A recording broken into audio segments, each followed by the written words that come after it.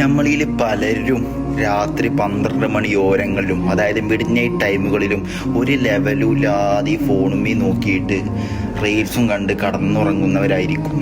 നമ്മൾ ആരെങ്കിലും ചിന്തിച്ചു നോക്കിക്കണം, ഈ രാത്രി സമയങ്ങളിൽ ലൈറ്റും ഓഫാക്കി ഫോണിലേക്ക് നോക്കി നാം ഉണ്ടാക്കുന്ന നമ്മുടെ ശരീരത്തിലെ ഭവിഷ്യത്തുകളെ കുറിച്ചിട്ട് വളരെ ചെറുപ്രായത്തിൽ തന്നെ വാർദ്ധക്യമുള്ളത് പോലെ നമ്മുടെ മുഖഭാവങ്ങളും അതുപോലെ നമ്മുടെ തലമുടികളൊക്കെ രൂപപ്പെടാൻ തുടങ്ങും.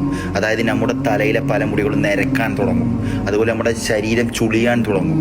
അതുപോലെ തന്നെ രാത്രി വൈകി ഉറങ്ങിയാൽ മുടികൾ കൊഴിയാൻ തുടങ്ങും. ഓട്ടോമാറ്റിക്കലി മുടികൾ കൊയിഞ്ഞു പോയിട്ട് തലയിൽ മുടിയില്ലാത്തൊരു സാഹചര്യത്തിലേക്ക് അത് എത്തിക്കും. അതുപോലെ തന്നെ കണ്ണിൻ്റെ അടിയിൽ ഡാർക്ക് സർക്കിൾസ്, കറുത്ത ഓരോ പാടുകളും പുള്ളികളുമെല്ലാം വരാൻ തുടങ്ങും. അതുപോലെ തന്നെ BP, ഷുഗർ പോലത്തെ ആന്തരിക ഉള്ളിലെ ഓരോ പ്രയാസങ്ങളും കഷ്ടപ്പാടുകളും രൂപപ്പെടാൻ തുടങ്ങും. അതുപോലെ തന്നെ രാത്രി ഉറങ്ങാത്തത് കാരണം ആ ദിവസത്തിൻ്റെ പിറ്റേ ദിവസം നെക്സ്റ്റ് ഡേ കൂടുതൽ മടിയും ക്ഷീണവും നമ്മിൽ രൂപപ്പെടാൻ തുടങ്ങും.